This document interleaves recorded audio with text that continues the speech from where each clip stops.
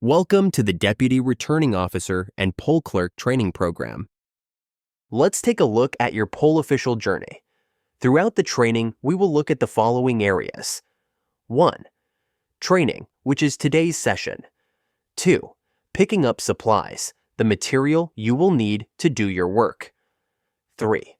Before voting begins, includes preparing for polling day and organizing the voting location. 4.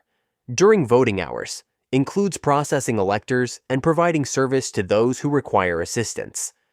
And lastly, 5. After voting hours, includes closing of the poll, counting and reporting the results, closing the voting location, and returning materials. As we progress through the training, icons will appear on the slides so that you know which part of your journey we are discussing. As you can see, the first step in our journey is this training. Once we move through the training, a specific icon will appear down the line, letting you know where in the journey you are. The purpose of this training is to teach you how to perform your duties so that electors have a positive voting experience. This training will help you learn what you need to know to make that happen. Let's get started by watching a welcome message from Elections Ontario. Hi, I'm Greg Essensa, Ontario's Chief Electoral Officer. Welcome to Elections Ontario. You're part of a team of thousands of election officials from across the province. You play an important role. Electors rely on you to help make their voting experience easier. Elections Ontario remains a trusted source in delivering elections that are accessible, efficient, and fair for all Ontarians. As election officials, we are guided by 5 key principles that uphold our democracy. Integrity, we always strive to be honest and ethical. Transparency, we believe in keeping our processes open so everyone can have trust in us. Fairness, we ensure that every eligible voter can cast just one vote. Privacy, we keep the ballots secret to protect voter privacy. Equality, we create a level playing field so that all voters can participate. We are here to support you. And if you're unsure about something, ask your supervisor or consult with a quick reference guide. In short, look it up, don't make it up. Together, we can make this election a great success. Your hard work is key to a strong democracy in Ontario. Let's make voting easy. Thank you.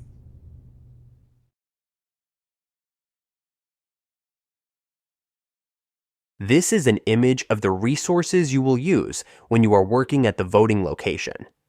You should each have the following items: the Polling Day DRO and Poll Clerk Manual, F0500, the Polling Day Processing Electors Guide, F0185, and the Polling Day Closing Procedures Guide, F0195. We will be referring to these resources throughout the training today. You may be wondering why you have both a manual and a guide. The reason is simple. Your guide provides step-by-step instructions and explains what you will typically do in a day. On the other hand, your manual has general information and guidelines on what to do in unusual situations. This includes emergencies and processing electors who require assistance to vote, among others. After this training, read through your manual and guide to become familiar with your duties. Please make any notes in your manual and guide as required during today's training. Throughout this training, you will see references such as this at the bottom of the screen. They let you know that I am referring to a particular section in your manual or guide.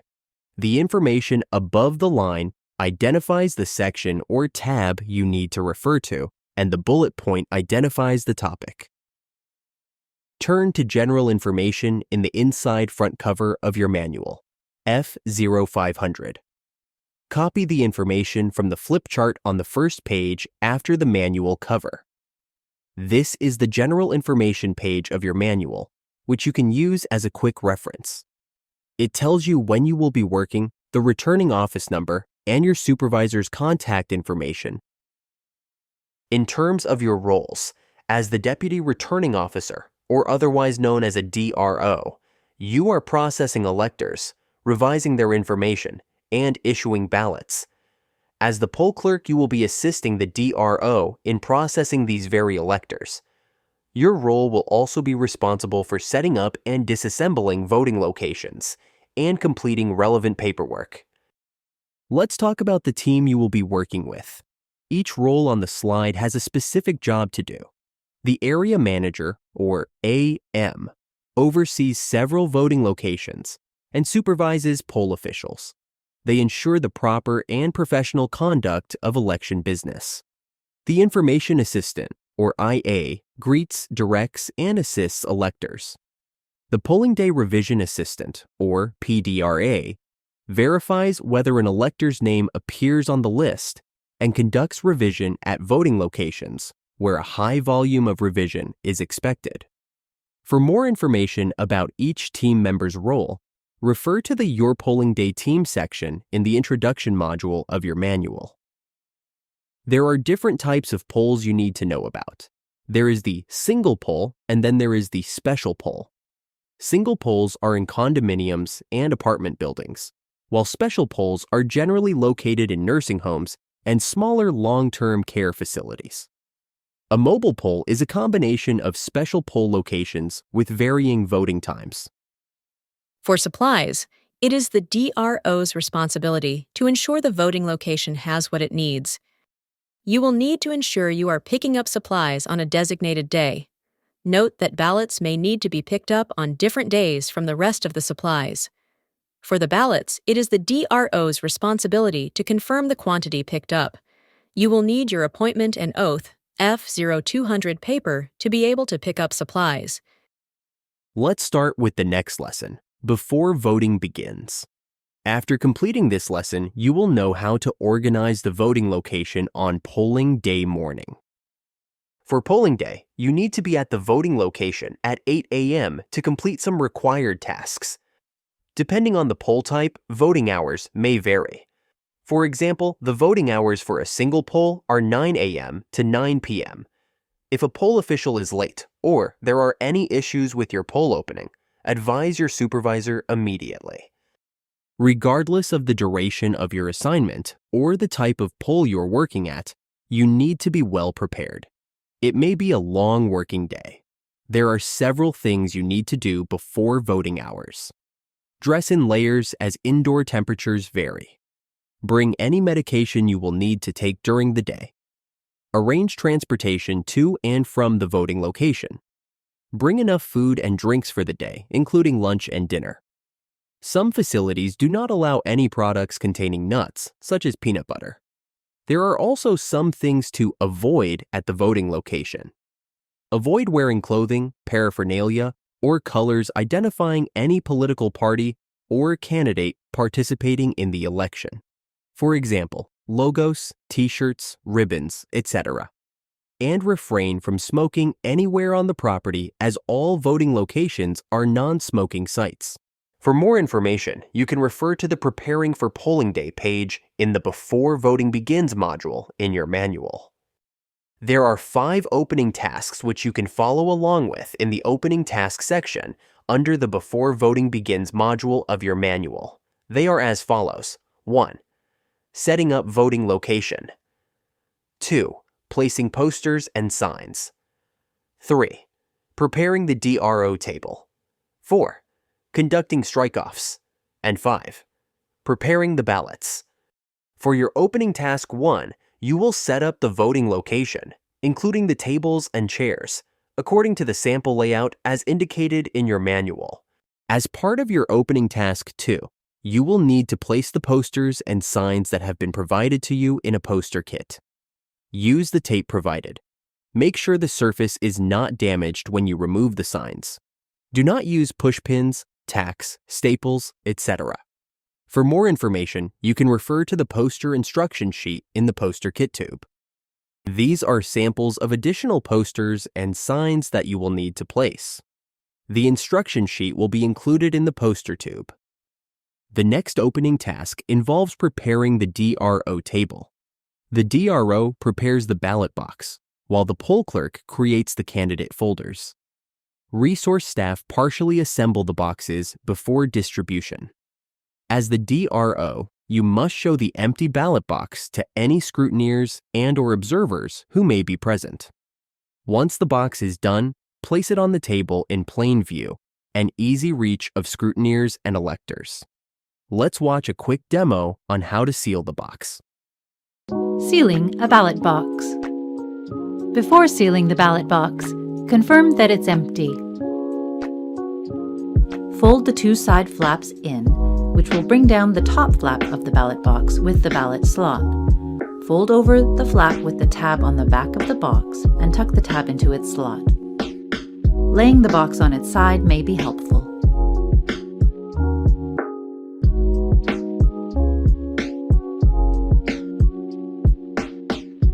After inserting the tab into the slot, cover the area outlined by the dotted line with one of the supplied seals, FO513.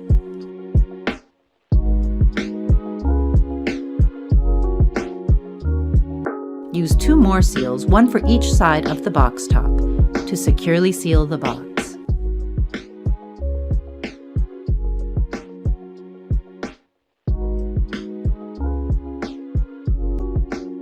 Once the seals are applied, initial them to prevent tampering, and your ballot box is ready to go. The candidate folders will be used to distribute copies of the electors who voted on polling day F0528 forms to candidates or scrutineers throughout the day. As the poll clerk, you will need to create a folder for each of the candidates by writing their candidate number on the outside of it. The candidate numbers can be found on the notice to voters F0230. Once complete, you will place these folders on the table. For our next opening task, conducting strike-offs, the area manager will deliver the strike-off report to the voting location. As the poll clerk, you will need to cross off electors who have already voted by special ballot. Ensure to write SB in the code column. Lastly, we want to get some ballots ready before the poll opens. As the DRO, you will first check the ballots to ensure that everything looks okay. Then, pre-initial some of them as highlighted on this slide. Next, you will need to fold the initialed ballots. Place the ballot flat on the table, facing up. Then, fold up from the bottom of the ballot to just below the election official's initials box, as seen on the slide. The initial box at the top must be visible. Finally, create another fold going bottom to the top, giving you a double fold. This brings us to the end of this module. We now know how to best prepare for work and what the opening tasks involve. Now, I'm going to talk about what happens at the voting location during voting hours. This module will cover information about how to process electors, scrutineers and candidates, and electors who require assistance. Who can vote? To be eligible to vote, you must be 18 years of age or older on polling day, a Canadian citizen, and a resident of the electoral district. Before processing an elector, you must check the elector's ID. Please note that international IDs or any permanent resident cards cannot be used as an ID. Electors can use mobile devices to display their identification. A photo ID is not required. Electors who maintain face coverings do not need to remove them. Turn to the ID requirements page located on your manual's back cover. To vote, there are two types of acceptable ID you will find on this page, one for electors who are on the list and the other for those who aren't. If the elector is on the list, they must provide ID that shows their name. If the elector is not on the list, they must provide ID that shows both their name and residential address. This page is a quick reference for when you need to check an elector's ID throughout polling day. This is the voter information card, otherwise known as a VIC. It tells you where and when to vote. Registered electors can receive a paper copy of the VIC by mail or access it on their mobile devices. However, VICs will not be mailed to electors residing at a voting location that is assigned as a mobile poll. Next, let's take a moment to talk about how we would go about processing an elector on polling day. The two forms and the guide here will be frequently referred to by you when processing electors. The polling day list of electors, F0313, is a list of all the elector names and their addresses within your assigned voting locations area. The electors who voted on polling day F0528 form is to help track electors as they vote at the poll. A copy of the form is provided to scrutineers for their information every 30 minutes during voting hours. And the Processing Electors Guide F0185 you should have with you now as part of your materials. The guides are not only a clear step-by-step reference on how to process an elector, but also show who does what. While DROs and poll clerks work together to set up and disassemble voting locations, there is some distinction between the two roles. DROs are responsible for processing electors, preparing and managing the ballot box, and processing the ballots. Poll clerks are mostly limited from interacting with electors directly and dealing with ballots. Poll clerks primarily provide support to the DROs with tracking and recording of activities related to electors and ballots. The forms we just saw on the previous slide are mainly overseen by poll clerks. For this next portion of training, have your Polling Day Processing Electors Guide F0185 in front of you. You will notice the guide is divided into 4 sections or stages of an elector voting. 1. Greeting the elector. 2. Processing electors on the list. 3. Issuing a ballot. And 4. After the elector votes. On the top left, our first section, Greeting the Elector, the poll clerk will ask the elector for their VIC and ID. At that point, the DROs also ask the elector if they need assistance with voting. At step 3, based on the documents provided by the elector, poll clerks will search for them on the list. Once the elector is found, you will continue to follow the instructions under processing electors on the list. If the elector cannot be found on the list, flip over the guide and follow the steps outlined under processing electors not on the list. For our scenario, we are going to assume the elector's name and address is found on the list. So, back to our section, Processing Electors on the List. Now that we have found the elector on our list, you as the poll clerk need to verify their ID information matches the list. Again, we are going to assume it matches. You will then draw a line on the list through their name and address. While still looking at the list, you will locate the elector's sequence number found under the poll event sequence number column. As your final step, you then circle that sequence number on the electors who voted on polling day, F0528 form. Now that we have processed the elector, we want to issue them a ballot, which brings us to our next section on the guide at the bottom left, Issuing a Ballot. First, poll clerks will need to return to the elector their VIC and ID. Now that we know the elector is good to vote, the DRO hands them a folded initialed ballot. You as the DRO will also need to instruct them to go behind the voting screen. Mark an X with the provided Sharpie marker in one of the white circles on the ballot. And lastly, they will need to return the ballot to you in its original fold. Now let's move on to our last section, After the Elector Votes. Once you receive the ballot back from the elector, as the DRO, you will verify your initials are on the ballot. Ensure you return the elector their ballot to place into the ballot box. And lastly, inform the poll clerk once the elector has voted. Poll clerks then record this with an X on the list under the voted column. And, as the second bullet indicates, if the elector was not on the original list, their confirmation of voting is recorded in the poll record. Earlier on in our session, we learned to create the candidate folders for your table. Those folders will need to be distributed from poll opening every 30 minutes, with a copy of the electors who voted on polling day F0528 form. At the 30-minute mark, you will need to sign the electors who voted on polling day, F0528 form, which you see on this slide. Separate the carbon copies to place one each into different folders. Fold the extra copies as one and place them into the back pocket of the poll record F0519. A fresh set of the electors who voted on polling day forms will need to be started to repeat the steps for distribution every 30 minutes. We went over how to process an elector who is on the list. However, what happens when they are not on the list? Let's look at that now. Let's look at page 2 of our Polling Day Processing Electors Guide. An elector in this case will need to be added to the list. You will, however, need to ensure they are qualified to vote. So remember, they need to be 18 years of age, a Canadian citizen, residing within the respective electoral district, and has an acceptable ID. Once this is verified, DROs add the elector by completing the Revision to the List of Electors F0520 form.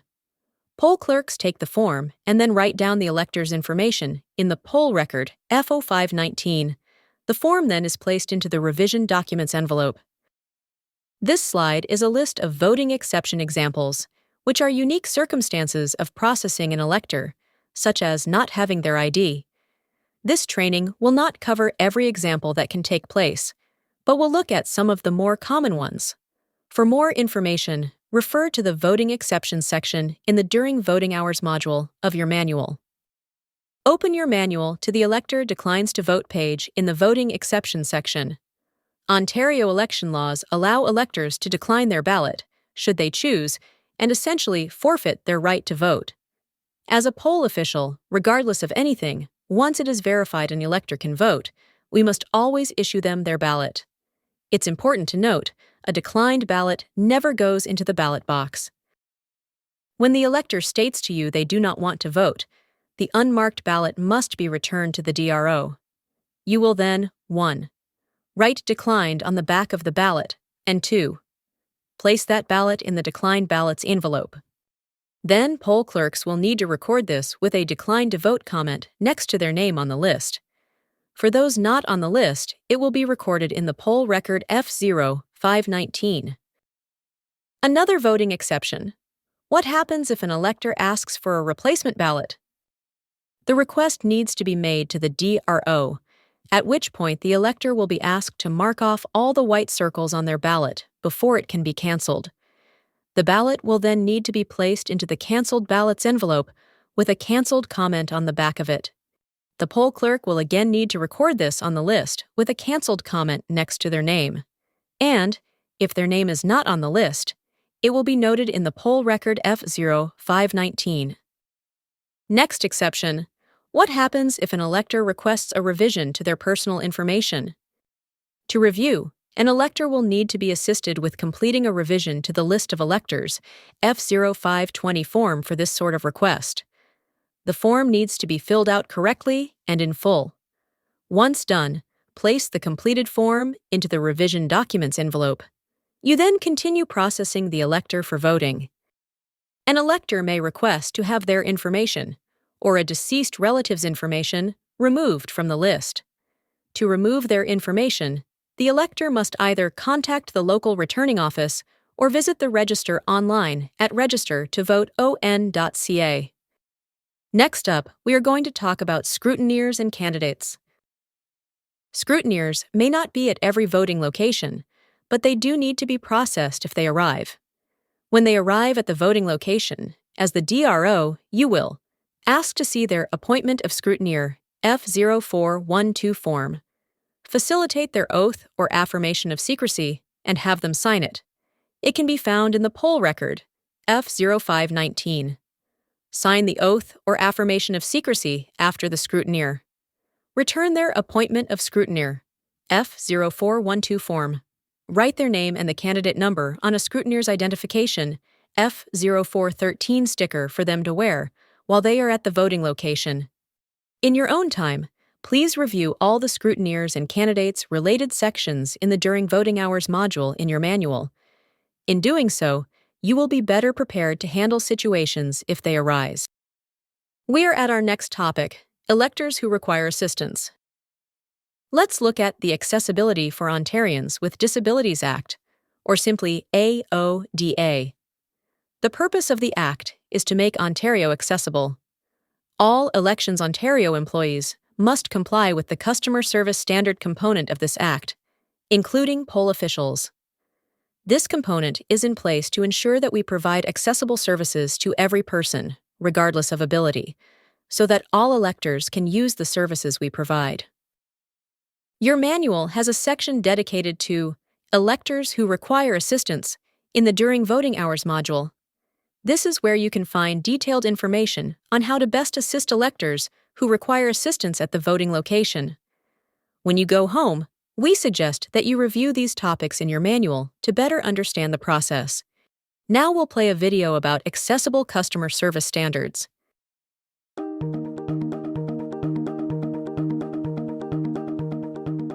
Over 1.8 million Ontarians are living with a disability, and that number is growing as our province's population ages. This means that in a line of 100 people waiting to vote on Election Day, as many as 18 individuals will benefit from your understanding of how to serve the electors of Ontario in an accessible manner. The provincial government plans to achieve an accessible Ontario for all individuals with disabilities by the year 2025. To do this, it enacted the Accessibility for Ontarians with Disabilities Act, or the AODA, in 2005. Some approaches to creating an accessible Ontario are easy to identify. For example, providing a ramp will make a building physically accessible. However, the term disability includes far more than physical limitations. The AODA recognizes a broad range of disabilities including hearing, vision, deaf-blindness, mental health, speech, learning, intellectual, and sensory disabilities. Many of these are not at all obvious to onlookers. In fact, at least 95% of disabilities are invisible, and each one requires a tailored response from those providing customer service to the general public.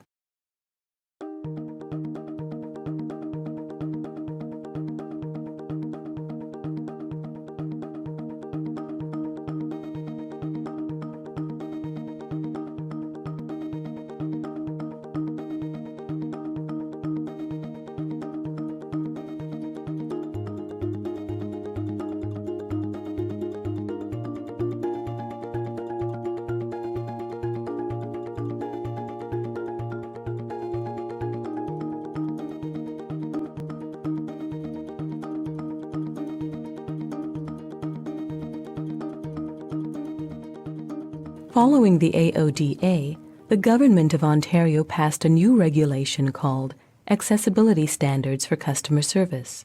In response to this regulation, Elections Ontario has developed a document called Accessible Customer Service Policy.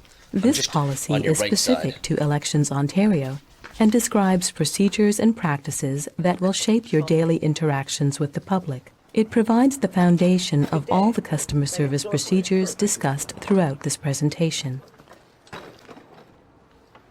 This video, together with your manual, will outline the procedures specific to various types of disabilities. In many important ways, interacting with a person who has a disability is no different from interacting with anyone else. People with disabilities want the same experiences that are available to others: dignity, independence, integration, and equal opportunity. Dignity. Independence. Integration. And equal opportunity. The first step in achieving these 4 standards of customer service is to ask every elector, "May I help you?" Rather than using the phrases autistic person or blind person, say the person who has autism or the person who is blind. Also, keep in mind that the majority of disabilities are not obvious. And if a person does not have a disability, there is a good chance that they are close to someone who does. The avoidance of slang and the use of appropriate behavior is important to more people than we often realize. Many individuals, for example, live with disabilities such as epilepsy, asthma, HIV/AIDS, or diabetes. While these disabilities likely impact their daily lives, they may not be apparent to onlookers. When meeting electors with disabilities, you may offer assistance, but always respect their independence. Hi, may I help you? Yeah, I need my address, I need my card here, I need my health card. Excellent. So you'd like to update your address and you've got your health card and your gas bill? Well, that will do. Okay. Excellent. Well, let's go get the form and get you started. Okay. All right, come with me. Sure. Their way of doing things may not be your way, but it works for them. Remember that the elector you are assisting can make his or her own decisions. Allow each elector the time he or she requires to speak to you or to complete a task. Hi, may I help you? Yes, I'm here to vote. Excellent. Did you receive your notice of registration in the mail? I don't have it with me. That's okay. You'll still be able to vote. Do you have a piece of identification on you? Yes, I do. Excellent. Perfect. Come with me.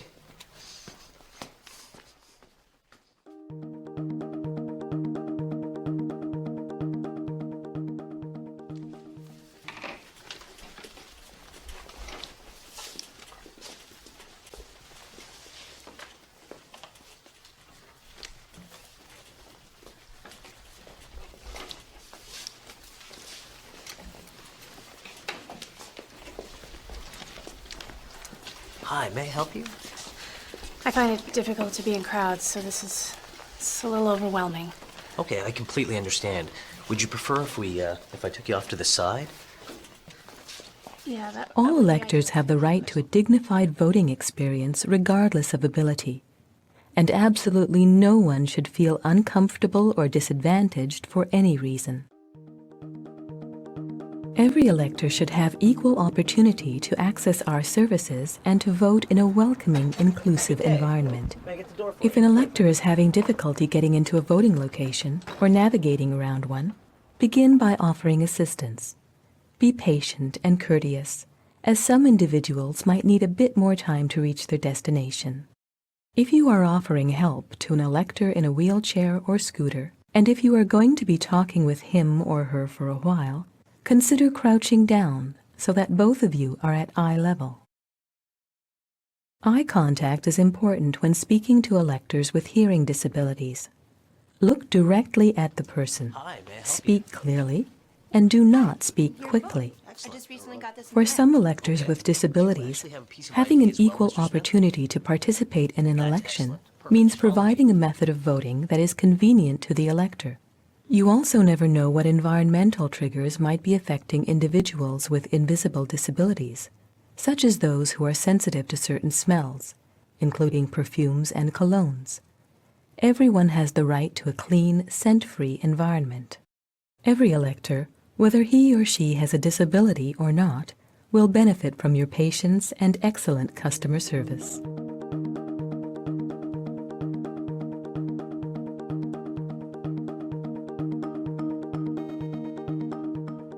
For some people with disabilities, an assistive device, service animal, or support person may be essential. When you meet someone who uses these forms of assistance, you can feel confident if you follow a few simple rules. Do not touch, move, or manipulate an assistive device without the owner's permission, and never distract or feed a service animal.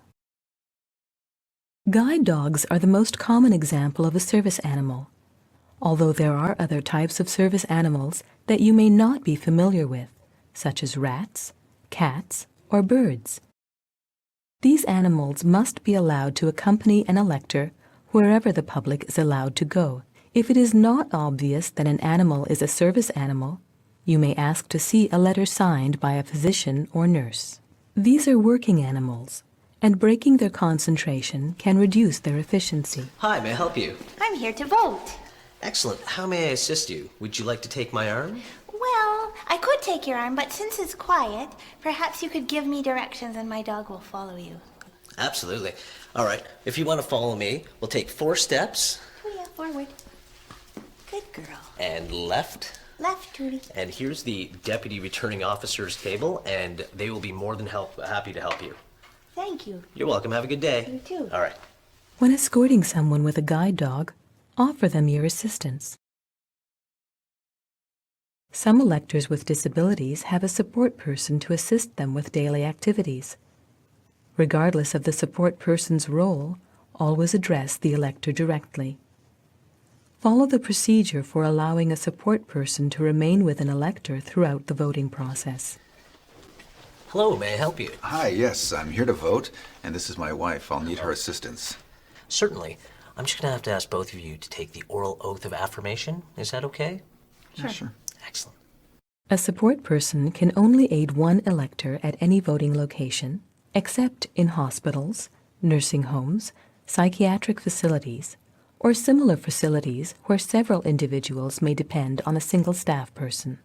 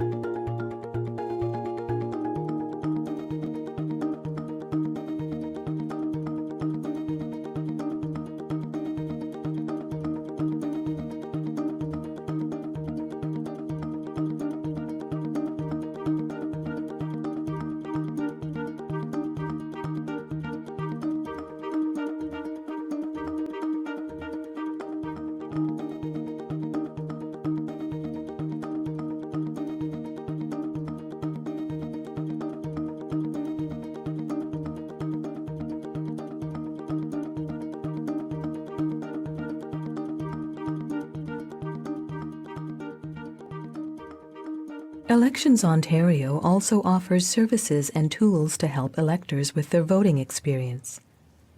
Many of the devices provided are meant to increase mobility. Place directional signage in appropriate locations to help electors find their way around the voting location. Where applicable, ensure that ramps and power doors are functional and free of obstacles. Some types of devices available to electors are meant to improve communication. Before Election Day, an elector can request to have support from a sign language interpreter while visiting the voting location. I got this in the mail.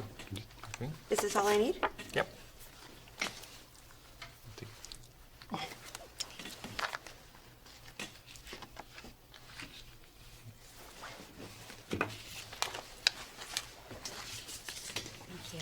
This service must be prearranged by the elector. As with any other situation involving a support person, always speak directly to the elector. Electors with low vision may wish to use a magnifying device, which makes text appear 4 times larger. We have easy grip pencils for electors who have difficulty gripping regular pencils. We also provide ballot templates to help with reading the ballot. Hello, may I help you? I'm visually impaired, and I wondered if you had tablets for visually impaired people. We have ballot templates which have braille, raised numbers, and cutouts to help you identify who the candidates are. Will that help you? Yes, it will. Excellent. I'm just going to place this right in front of you, and I'm going to list off the candidates in order. Candidate number 1 is John Doe. Candidate number 2 is Jane Smith. And when you're done voting, you could fold up the ballot again and return it to me. Okay. Okay, would you like help to the voting screen? Yes, I would, and I'll take your arm. Okay.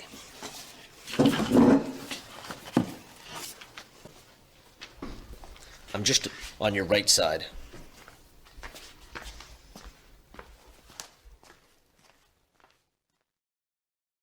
An elector who has a physical disability that prevents him or her from using a regular ballot may require use of the vote tabulator at the returning office or satellite office to create and mark a ballot.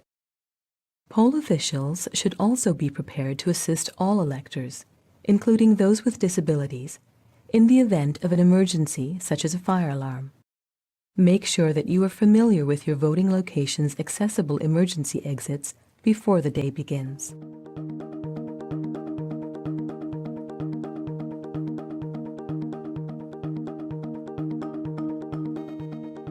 In some cases, electors may encounter difficulty in accessing their voting location on Election Day. Advance poll days allow all electors the opportunity to use our services ahead of Election Day. For electors with disabilities, this means fewer crowds to negotiate and increased convenience. Electors with other forms of disabilities, such as those with anxiety disorders, may prefer the calmer and quieter settings available at advance polls. In some cases, an elector can request to be transferred to another voting location that offers more convenient access within the same electoral district.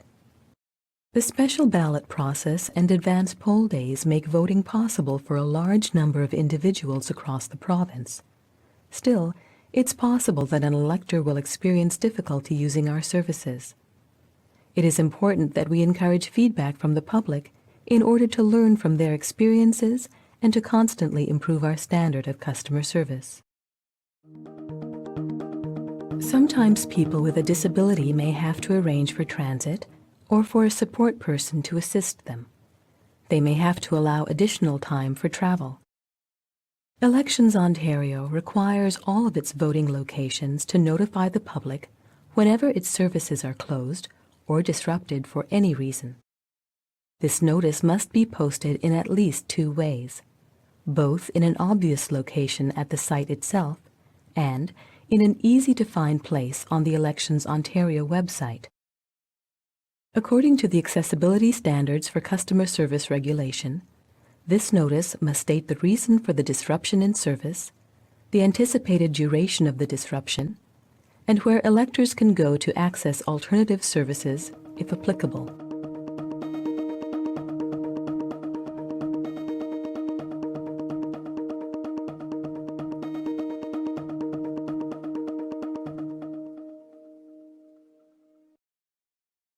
If an elector is unable to enter the voting location, the DRO assists the elector outside the building. Greet the elector outside the voting location and verify the ID matches the VIC. Return inside the voting location with the elector's VIC to process it. Retrieve a folded ballot, Sharpie marker, and ballot box, and return to the elector to have them cast their ballot. Return all items, including the ballot box, inside the building.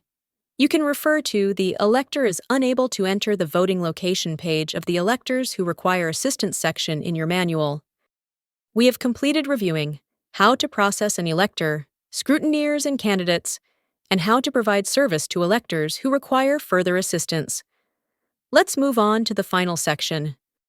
Let's learn about the last part of the poll official journey, the after voting hours module. We will learn how to close the poll, count ballots and report the results, and close the voting location and return materials.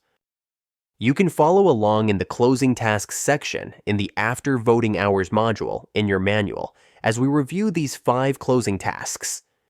Depending on the poll type, closing hours may vary.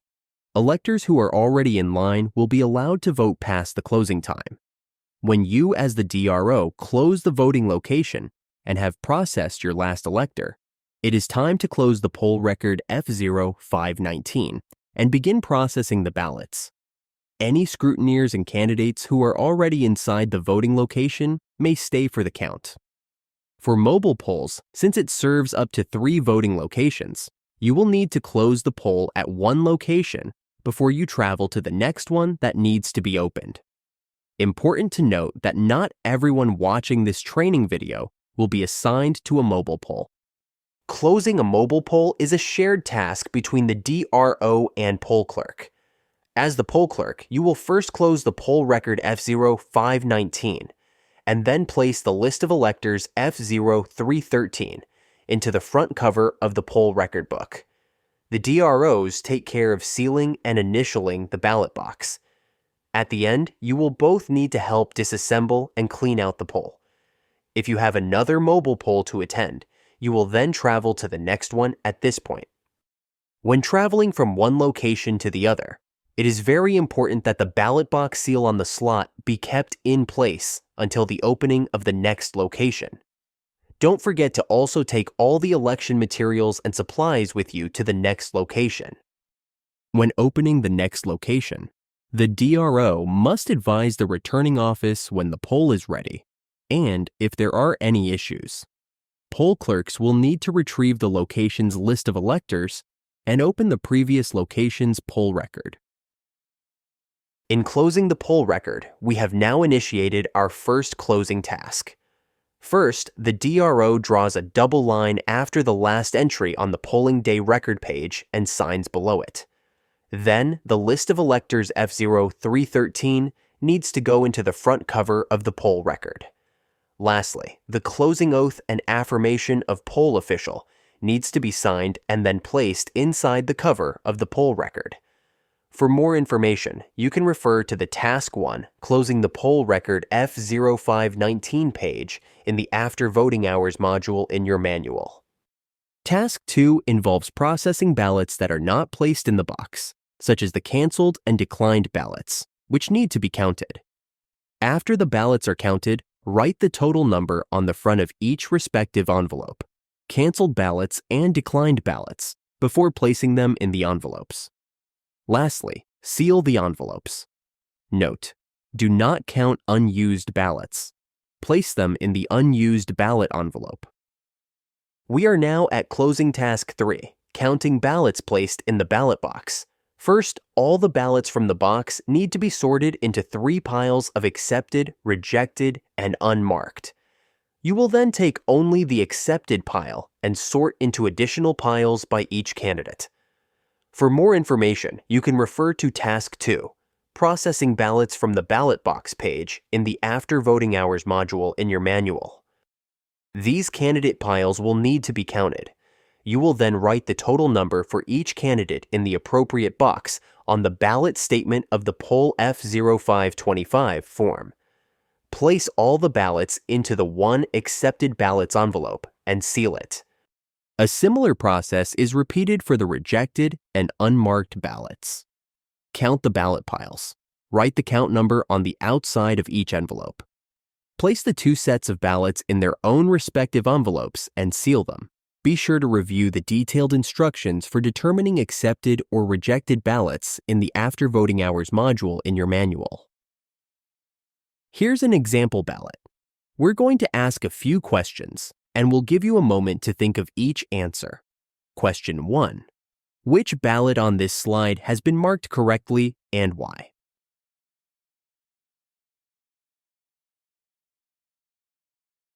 Answer: ballot number 1, because only one circle has been marked and the voter cannot be identified through it. Question 2. What envelope would ballots number 2 and 3 be placed into?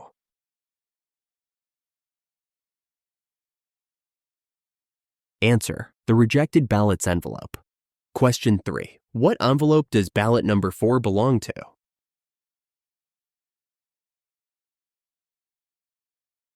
Answer: the unmarked ballots envelope. Now let's look at a new set of example ballots. Question 1. Which ballot is marked correctly?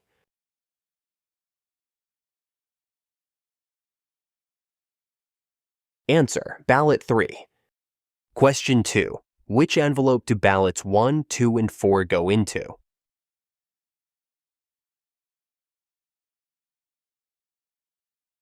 Answer: the rejected ballots envelope. A candidate or scrutineer may object to a DRO's decision about a mark on a ballot. However, the final decision regarding marked ballots rests with the DRO. Once an objection has been made, the poll clerk records it in the poll record.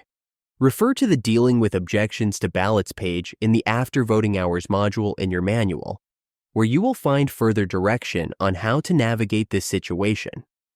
As part of this last related task to close out the poll, we will be referencing the Closing Procedures Guide F0195 to complete the ballot statement of the poll F0525 and to learn about returning the election documentations. You should have your Polling Day Closing Procedures Guide F0195 with you for this portion of the training. Now let's discuss task number 4. I want to emphasize that completing this form is one of the most important tasks the DRO will complete on polling day. If required and asked, the poll clerk may assist the DRO to complete this form. The sample form on this slide indicates the 5 main sections of the form. The top section includes the voting location, poll, and electoral district information. The candidates' total accepted ballots are in the green area. The rejected, unmarked, canceled, and declined ballots are in the purple area. The counted, supplied, and unused ballots are in the gray area. And lastly, at the bottom of the form, Both the DRO and poll clerk need to affirm, sign, and date the section. Let's talk about the accepted candidate ballots. Count all the accepted ballots for each candidate on the ballot, and then write the total number in the same row as the candidate's name. After reporting in the results, write the total number of the following ballots: rejected, unmarked, canceled, declined, and ballots taken from the poll, if any. Now, let's talk about the next area. For Box A, write the total number of ballots counted from boxes 1 to 20. For Box B, confirm the total number of ballots supplied. For Box C, write the total number for unused ballots by subtracting Box B, supplied, with Box A, counted. For example, if you received 300 supplied ballots and subtract the 200 counted ballots, that equals 100 unused ballots. Here is an example of a completed form, which can also be found in the Closing Procedures Guide F0195. We'll leave it up on screen for a few seconds so you can get a good look at it. You can also pause the video if you'd like.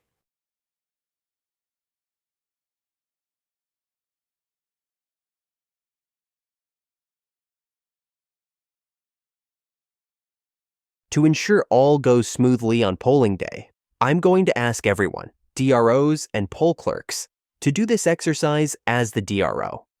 You will be using the data on this slide to complete the ballot statement of the poll form located in your Manual's Training Exercises section. On polling day, you will use the numbers that are written on the front of the envelopes. For now, pause the video and complete the form. Then once you've finished, continue playing the video.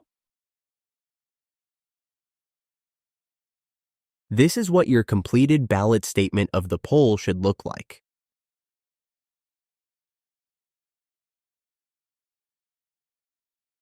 Let's move on to task number 5, reporting in the results. After completing the ballot statement of the poll form, call in the candidate results to the returning office immediately. Ensure results are reported to the returning office within 45 minutes of the final elector casting their ballot.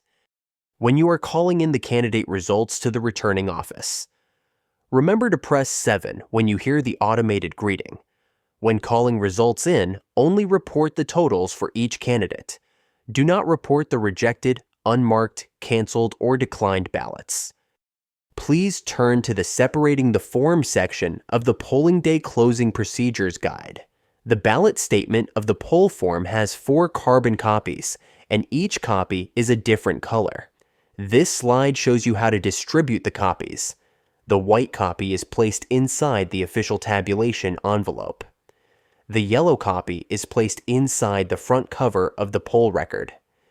The blue copy is kept by the DRO for 2 weeks.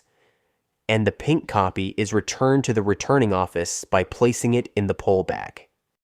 Scrutineers may want to have the total count for the elections too.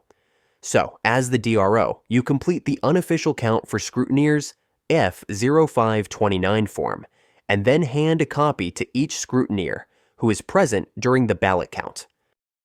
The next closing task is to pack up the poll bag. Please follow along on the back of the Polling Day Closing Procedures Guide as we go over what goes into the poll bag. The poll bag items will be organized into 2 separate areas, the zippered section and the large pocket. Let's start with the zippered section. The following 4 items are placed in the zippered section. 1. The poll return envelope A. 2. The unused ballot envelope. 3. The VIC envelope, and 4. Any other election items not specified on this slide. The first step is to place the following 3 items in the poll record F0519. The appointment and oath F0200, the list of electors F0313, and the yellow copy of the ballot statement of the poll F0525. The next step is to pack up the poll return envelope A with all the ballot envelopes except for the unused ballots, the poll record F0519, the electors who voted on polling day F0528, and the unofficial ballot count for scrutineers F0529. Now, let's move on to the large pocket of the poll bag. The following 3 items are placed in the large pocket. 5. The official tabulation envelope with the white copy of the ballot statement of the poll, F0525 form. 6. The pink copy of the ballot statement of the poll, F0525 form. And 7. The revision documents envelope with completed revision to the list of electors, F0520 forms. Here's a quick summary of the 7 items placed into the poll bag. The 4 items in the zippered section are the poll return, envelope A, the unused ballot envelope, the VIC envelope, and any other election items not specified on this slide. The 3 items in the large pocket are the official tabulation envelope, the pink copy of the ballot statement of the poll form, and the revision documents envelope. Some items are not placed in the poll bag. The DRO keeps the blue copy of the ballot statement of the poll form for at least 2 weeks in case of questions. All unused forms should be handed back to the returning office, including the revision to the list of electors, F0520, and the electors who voted on polling day, F0528. After you have put away all election materials, you need to disassemble the voting location, either by recycling or disposing of items that are no longer necessary. All election materials must be taken down, inside and outside of the voting location, ensuring no damage. The following items can be recycled and/or disposed of: the empty ballot box, posters and signs, and voting screens. It is the responsibility of the DRO and poll clerk to ensure that the voting location is left neat and free of garbage. And a reminder, do not forget to sign your timesheets as part of your last duties.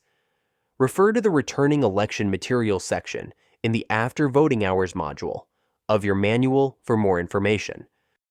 Now, please turn to the Training Exercises section of your manual to do the After Voting Hours activity.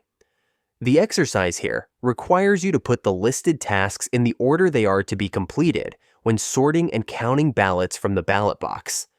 Pause the video and write in your answers, then resume playing and we'll look at the answers.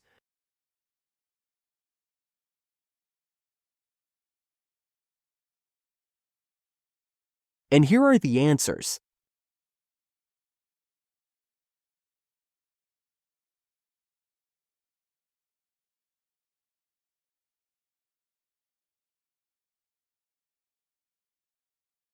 To recap, for after voting hours, you should be able to close a poll and its poll record, process all ballots, complete the ballot statement of the poll, return all election materials, and disassemble the voting location. We're now at our next module, Working at a Voting Location, where we'll learn about personal usage of mobile devices, mutual respect, and health and safety. Please open your manual and turn to the Working at a Voting Location module. Electors and poll officials can use their mobile devices at the voting location. Mobile devices can be used as assistive tools to enable them to vote, work, or communicate. Electors can use their mobile devices to display their ID. Please note that poll officials can only use their mobile devices during periods of inactivity. Scrutineers can have a mobile device. However, it must be set to vibrate or silent. For more information, you can refer to the Using Mobile Devices at the Voting Location page in the Working at a Voting Location module of your manual. Electors, poll officials, and scrutineers at the voting location cannot take pictures and videos, record marked ballots and other documents with electors' information, post any aspect of the voting process on social media platforms, engage in any actions that violate privacy. Scrutineers cannot use their mobile devices to compromise the secrecy of the vote or otherwise disrupt the voting process. Now let's talk about mutual respect and health and safety. We'll watch a video to get started. You can follow along using the Mutual Respect and Health and Safety sections in the Working at a Voting Location module of your manual. Welcome. In this video, we will be talking about mutual respect and health and safety in the workplace. Guided by Ontario's Occupational Health and Safety Act. Elections Ontario is committed to providing and maintaining a safe and supportive work environment, free from workplace incidents. To ensure an environment of mutual respect, all individuals in the workplace must commit to treating one another with respect and dignity. Some common ways we can show respect in our workplace include exhibiting good manners, listening, using appropriate language, maintaining confidentiality, and being mindful of body language. Elections Ontario has created a policy on respect in the workplace, which defines different unacceptable behavior types. You will be able to find this policy in the returning office. Please note, if you are ever feeling threatened in the workplace, inform your supervisor immediately. Let's turn to health and safety training. Whether you work for Elections Ontario for a day, a week, a month, or longer, it is essential to understand your role in keeping a safe and healthy workplace. Everyone has a role in safety in the workplace, and every job has hazards, no matter how safe it looks. To ensure our workplace is safe, responsibilities are divided by 3 primary levels of authority. The employer, who oversees everyone, the supervisor, and the worker. Let's start with things every employer must do as part of their job. An employer needs to make sure they educate their staff on good health and safety practices, create health and safety policies and procedures for the workplace, ensure staff are following the policies and procedures, and do everything reasonable to keep workers from getting hurt or sick on the job. Now, let's talk about what the supervisor must do as part of their job. Tell workers about hazards and dangers in the workplace, and show them how to work safely. Make sure workers follow the law and policies, and use the right protective equipment. And do everything reasonable to keep workers from getting hurt or sick on the job. Finally, let's review things every worker must do as part of their job. Follow the law and workplace health and safety policies and procedures. Always use the protective equipment that the employer requires. Work and act in a way that won't hurt themselves or any other worker. And report any hazards they find in the workplace to their supervisor. You have the right to refuse to do unsafe work if you have reason to believe it puts you, or a fellow worker, in danger. You need to know about the hazards in your workplace before you start working. Here are some of the most common hazards in Ontario workplaces. Repeating the same movements over and over. Slipping, tripping, or falling. And workplace violence. We need to work together to stay safe. You are not alone. If you see something unsafe that could hurt someone, you need to report it to your supervisor or employer. If the employer or supervisor doesn't fix the problem, you can call the Ministry of Labor.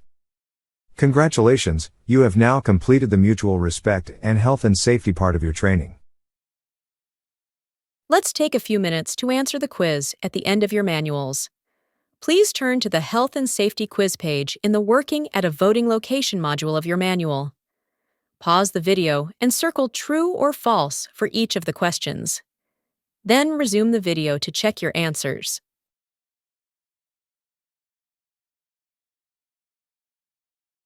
Here are the answers. 1. False. 2. True. 3. True. And 4. True. We're now nearing the end of our training session. Let's talk about a few final items before we wrap up. In conclusion, we are going to talk about the following 4 topics: the Emergency Response Plan, the Employee Portal, completing forms, and taking the oath. Elections Ontario wants to ensure the safety of all election workers. In the event of an emergency at your voting location, we will follow the landlord's evacuation fire safety plan.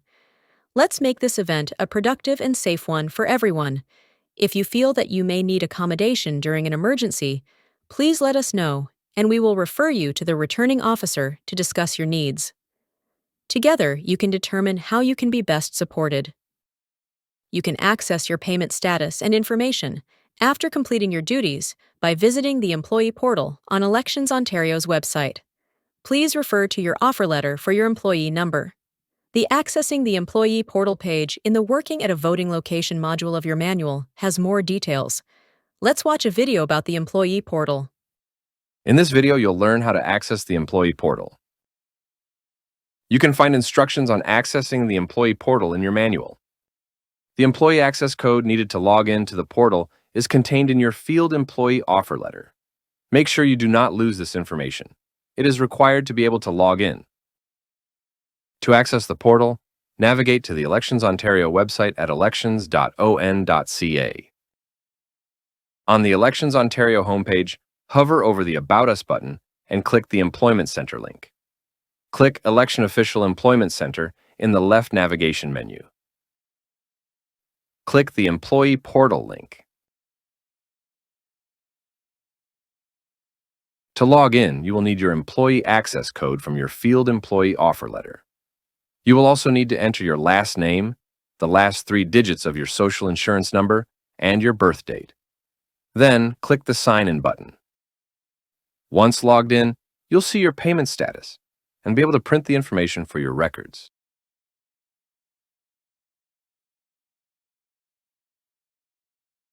It's time to take the oath. Have the appointment and oath F0200 form ready. You can find the oath in the Oath or Affirmation section at the bottom of the form. Now we will watch a video to guide us through taking the oath and signing the form. Taking the oath. The oath is located on the Appointment and Oath form, FO200. After verifying the information on the top half of the page is correct, locate the oath in the Oath or Affirmation section on the bottom half of the form. Let's read the oath aloud now. I, the undersigned, swear or solemnly affirm that I am legally qualified to act in my appointed capacity, and that I will act faithfully in such capacity without partiality, fear, favor, or affection, and in every respect according to law and the direction of the returning officer, and further that in attendance at a polling place, I will maintain and aid in maintaining the secrecy of the vote. Furthermore, I do swear or solemnly affirm that I will faithfully discharge my duties as an employee of the Office of the Chief Electoral Officer of Ontario, and will observe and comply with the laws of Canada and Ontario. And, except as I may be legally required, I will not disclose or give to any person any information or document that comes to my knowledge or possession, by reason of my being an employee of the Office of the Chief Electoral Officer. After reading the oath aloud, sign on the Signature of Person Appointed line on the bottom right of the form, and give both copies to your trainer to sign. If you have an appointment and oath form with you, sign it now. If not, check in with your returning office about when and how you will sign one. That is the end of our class. Good luck, and thank you for your participation. Please review your manual before starting your role. Remember to bring your manual and your oath with you to work. Thank you again.